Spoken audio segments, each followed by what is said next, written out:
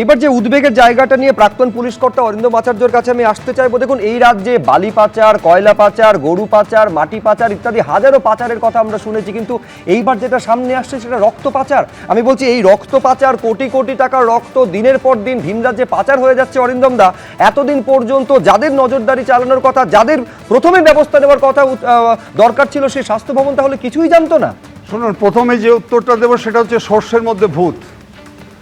আজকে আমার কাছে অবাক লাগছে যে আমাকে মিনিমাম বছরের মধ্যে 8 থেকে 10 বার ব্লাড ডোনেশন ক্যাম্পে যেতে, এটা সুন্দরবনে বলুন, গোসবা, বাসন্তী, ইভেন কল্যাণী, এমসে পর্যন্ত আমাকে যেতে হয়, মেটিয়াবুরুজ, মহেশতলা। আপনাকে বলে দিচ্ছি, আজকে এই যে আপনারা বক্তব্যটা দেখালো যে আপনি ওখানে এখন আবার সিল দেওয়া দিচ্ছে, এসএসকেএমের ঘটনা আপনাকে একটা বলছি, এবং তার আগে একটা ঘটনা বলি। ওয়ার্ল্ড হেলথ অর্গানাইজেশনের নিয়ম অনুযায়ী একজন সুস্থ মানুষ 56 ডেজ পরে কিন্তু ব্লাড দিতে পারে, 4 বার। তার মধ্যে হার্ট অ্যাটাক আছে, থ্যালাসেমিয়া আছে, প্রেগনেন্ট হচ্ছে, দিতে পারবে না। আপনি দেখুন, একটা মেয়ে, একটা পুরুষ 4 বার ব্লাড দিচ্ছে। কি করছে জানেন এরা করছে, যখন নাকি আপনি ব্লাড দিচ্ছে, নিয়ম হচ্ছে ব্লাড কার্ডটা আপনার ডিউরেশন টাইম কোথাও 3 মাস থাকে, কোথাও 6 মাস থাকে। এই ব্লাড ব্যাংকে যারা যাচ্ছে, যে রিজেক্ট করেছে, এরা কি করছে, গ্রামের প্রত্যন্ত অঞ্চলের লোকগুলোকে আজকে 200 টাকায় ব্লাড কিনে নিচ্ছে, ওইগুলো কিনে নিচ্ছে, কিনে ব্লাডটা নিয়ে নিচ্ছে। এই যে আমি এসএসকেএমের একটা এক্সাম্পল দিচ্ছি, আমি একজনকে পাঠিয়েছিলাম, তাকে ঠিক এই ঘটনাটা বলেছে যে আপনি আগে ডোনার নিয়ে আসুন। এই যে সিল দিচ্ছে, তখন সিল দেয়নি, ডোনার নিয়ে আসুন, আপনাকে দেওয়া হবে। দেখুন, আমি যখন রুখে দাঁড়ালাম যে আপনাকে আজকে এটা বলতে হবে এবং আমি রেকর্ড করব, আপনি জানেন, তখন সে ব্লাডটা দিচ্ছে। কারণ এই যে ডোনারটা যখন দিচ্ছে, ওই ডোনারগুলো আজকে কিন্তু এসএসকেএম হসপিটালে এরা আজকে ব্লাড চুরি করে নিচ্ছে, বিক্রি করে দিচ্ছে। আপনি কোথায় দেখাচ্ছেন? সরকারি হাসপাতালগুলোকে পর্যন্ত আজকে দীর্ঘদিন ধরে ওখানে তলায় লেখা আছে, কোনো জায়গায় অসুবিধা হলে আপনারা এই ফোন নাম্বারে ফোন করুন। দেখুন, আপনি ফোন করুন, দেখবেন বিয়ে বাড়ির সানাইয়ের মতো বাজছে, কেউ ধরে না। এই যে আনহোলি অ্যালায়েন্স একটা দীর্ঘদিন ধরে চলেছে, আমি অসংখ্য ধন্যবাদ দিই, আজকে ধরা পড়েছে। দীর্ঘদিন ধরে, আজকে আন্তর্জাতিক কেন, আমার ঘরের মধ্যেই তো চলছে এই সমস্ত জিনিস দীর্ঘদিন ধরে। অসহায় গরিব মানুষগুলো বাঁকুড়া থেকে আসছে, আজকে বিভিন্ন জায়গা থেকে আসছে, ঘুরে যাচ্ছে দিনের পর দিন। আমি যাচ্ছি ছুটে, আমি তো এসএসকেএম এনআরএস হসপিটালে 3-4 বার গেছি এবং ঝামেলা করেছি যে আপনাকে লিখে দিতে হবে, আমি রেকর্ডিং করব, আমি ভিডিও করব, তখন তারা ব্লাডটা দিচ্ছে কি করে? অতএব এই ক্ষেত্রে আমার মনে হচ্ছে আজকে হেলথ ডিপার্টমেন্ট যে কথাটা বলে, হেলথ ডিপার্টমেন্ট এতক্ষণ পর্যন্ত আপনারা চুপ করে বলছে আছেন। আজকে সরকার বদল পড়ে আপনাদের ঘুম ভেঙেছে, দীর্ঘদিন ধরে আপনার চলছে, আপনার নীরবে চুপ করে আছেন। আজকে সাংবাদিকরা যখন প্রকাশ্যে আসছে, আপনার নড়ে চড়ে বসেছেন, আপনাদের লজ্জা করছে না? অসহায় গরিব মানুষগুলো আজকে পিলার টুক না, আমি বলছি নিঃসন্দেহে পালা বদল না হলে হয়তো কিভাবে এই পাচার চক্রটা চলছে। এবার তো আমার রীতিমতন আশঙ্কা হচ্ছে, আমরা একটা সময় এই ছবিটা নিয়মিত দেখা যেত যে গরম পড়লে রক্তের আকাল তৈরি হয়। এইবারে প্রশ্ন উঠছে, তাহলে সেই আকাল কি সত্যি তৈরি হয় নাকি এটা কৃত্রিম ভাবে তৈরি করা? এইভাবে রক্ত পাচার করে দিয়ে একটা রক্তের সংকট এই রাজ্যে তৈরি করা হচ্ছিল, যার পেছনে একটা নেক্সাস, একটা আঁতাত কাজ করছিল। আজকে এই প্রশ্নটা তো বড় হয়ে সামনে আসছে। বাকি অতিথিদের কাছে যাওয়ার আগে এই আঁতাত বা চক্রটা চলতো কিভাবে এতদিন ধরে, আমাদের প্রতিনিধি সন্দীপ কি জানাচ্ছেন দেখুন। অভিযোগ জমা পড়েছিল আগেই, একদল অসাধু রক্ত ব্যবসায়ীর হাত দিয়ে রাজ্যে চলছে রক্তের ব্যাপক কালোবাজারি। কেননা সরকারি ব্লাড ব্যাংকে ক্রমশ সীমাবদ্ধ হচ্ছে রক্তের যোগান, আর রক্তের ভাণ্ডার ফুলে ফেপে উঠছে বেসরকারি ব্লাড ব্যাংকে। এই ঘটনা সামনে আসার পরই তদন্ত নামে স্বাস্থ্য দপ্তর, আর সেই তদন্ত করতে গিয়ে এবার কেঁচো খুঁড়তে বেরিয়ে এলো কেউটে। দেখা যাচ্ছে যে রাজ্যের এক শ্রেণীর অসাধু রক্ত ব্যবসায়ীর হাত দিয়ে ভিন রাজ্যে পাচার হচ্ছে রাজ্যের রক্তদান শিবির থেকে সংগৃহীত রক্ত।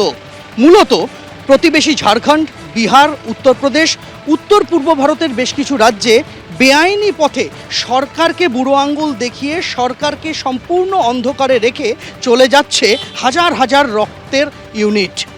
এই তথ্য সামনে আসার পর তদন্তে নামে স্বাস্থ্য দপ্তর, এবং সেই তদন্ত করতে গিয়ে দেখা যায় কলকাতা শহরের বুকে থাকা অন্তত 7টি বেসরকারি ব্লাড ব্যাংক এই কারবারের সঙ্গে যুক্ত।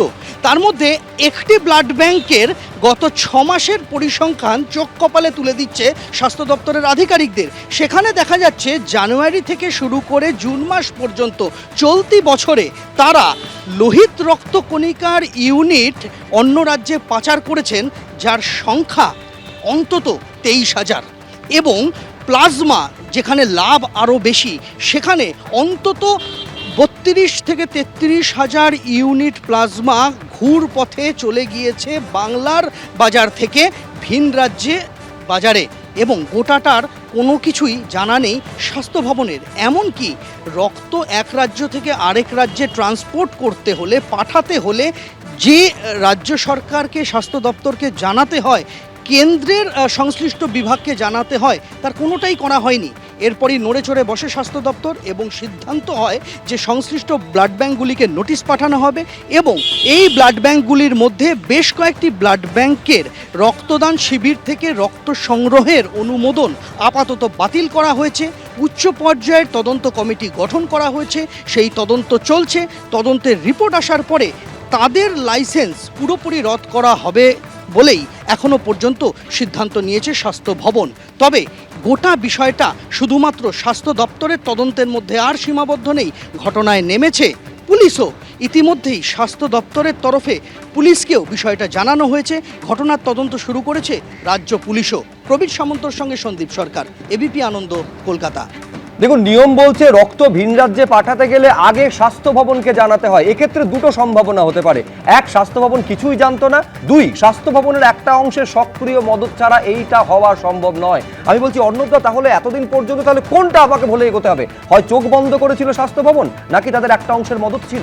অবশ্যই মদত ছিল। এই যে কথাটা অরিন্দমদা বললেন যে আনহোলি নেক্সাস একটা ছিল, সেই আনহোলি নেক্সাস তো অবশ্যই ছিল, এবং তা না হলে একে চলতে পারে না। এক নম্বর। দু নম্বর কথাকে যেটা, সেটা হচ্ছে যে এই যে ক্ষমতার রন্ধ্রে রন্ধ্রে যে লোকগুলো ঢুকে পড়ে এবং ঢুকে এই ধরনের অন্যায় কাজ চালায়, এরা কিন্তু আবার ক্ষমতার শিবির যখন বদলায়, এরা কিন্তু ক্ষমতা চেনে। সরকারটা করছিল কি? মানুষ নয় শুভ্র, এরা কিন্তু এমন লোকজন, এরা একেবারে উপর থেকে। আমি বলছি তাদের তো গারদে জায়গা হওয়া উচিত। তাহলে গত 15 বছর ধরে সরকারটা করছিল কি? অন্যায় হয়েছে, অবশ্যই অন্যায় হয়েছে। এবং উনি তো বললেন যে প্লাজমার যে পাচারটা হচ্ছে লাস্ট 4 হাতে ছিল, স্বাস্থ্যমন্ত্রী কে ছিলেন 4-5 বছর। আমি তো বলছি সেখানে অন্যায়টা ডেফিনেটলি হয়েছে, কিন্তু এই যে লোকগুলো, তারা কিন্তু ক্ষমতার রন্ধ্রে যারা আছে, এবং তাদের মধ্যে কি করে তারা শিবির বদলাবে বা তারা চলে যাবে, অন্যায় বললে, আমি শুধু অন্যায় বলে কি যাবতীয় পাপ থেকে হাত ধুয়ে ফেলা যায় নাকি? প্রশ্ন সেটাই। এই রক্তের জন্য আমাদের কাছে এখনো হিসেব নেই, রক্ত না পেয়ে কত মানুষের প্রাণ চলে গিয়েছে। শান্তনদা, না দেখুন, আমি একদম বলতে চাই, সেটা হচ্ছে আমাদের সরকার ইতিমধ্যে বলেছেন, যারা রক্তদান কর্মসূচি করেন তাদেরকে বলেছেন আপনারা সরকারি হাসপাতালকে ডাকুন ব্লাড ব্যাংক হিসেবে। প্রাইভেট ব্লাড ব্যাংক যেখানে থাকবে সেখানে কেন্দ্রীয়, আমাদের রাজ্য স্তরের মন্ত্রীরা সাধারণত সেই সমস্ত ব্লাড ডোনেশন ক্যাম্পে যাচ্ছেন না, পার্টিসিপেট করছেন না। একদম অঘোষিত নীতি হচ্ছে রাজ্য সরকারের, বর্তমান সরকারের, সমস্ত ব্লাড ডোনেশন ক্যাম্পে সরকারি হাসপাতালের ব্লাড ব্যাংকগুলোকে সুযোগ দেওয়ার জন্য। দুর্ভাগ্যজনকভাবে সরকারি যে ব্লাড ব্যাংকগুলো আছে তার ইনফ্রাস্ট্রাকচার ভঙ্গুর প্রায় করে দিয়েছে গত 15 বছরের সরকার। তার আগেও তাই ছিল। যত পরিমাণ ব্লাড সরকারি ব্লাড ব্যাংক নেয় তার বেশিরভাগটা নষ্ট হয়ে যাচ্ছে। এটা এবার আমি গত 2 মাসের আমাদের যে ব্লাড ডোনেশন ক্যাম্প হচ্ছে, আমি প্রায় 100-র মতো ব্লাড ডোনেশন ক্যাম্প গত 2 মাসে অ্যাটেন্ড করেছি, এবং তার অভিজ্ঞতা থেকে আমি বলছি, ইনক্লুডিং মেডিকেল কলেজ। গত রবিবার মেডিকেল কলেজের ব্লাড ডোনেশন ক্যাম্পে উদ্বোধন অনুষ্ঠানে আমাদের রাজ্য সভাপতি শ্রমিক ভট্টাচার্য ছিলেন, তাপস রায় ছিলেন, আমি ছিলাম।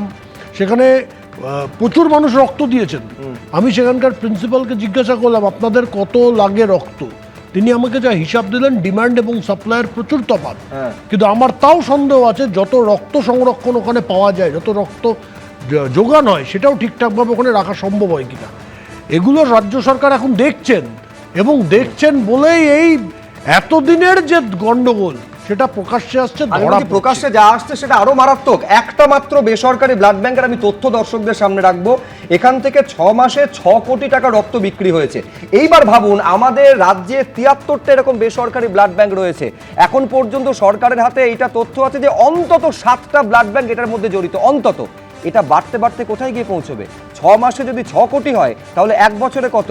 আরো কয়েকটা বছর যোগ করে দিলে কত? আমি বলছি তার মানে কোটি কোটি টাকা রক্ত শুধু মানুষের শরীরে, যেটা একটা জীবন ফেরাতে পারতো মানুষের, তার শরীরে না গিয়ে সেটা ভিন রাজ্যে চলে গিয়েছে।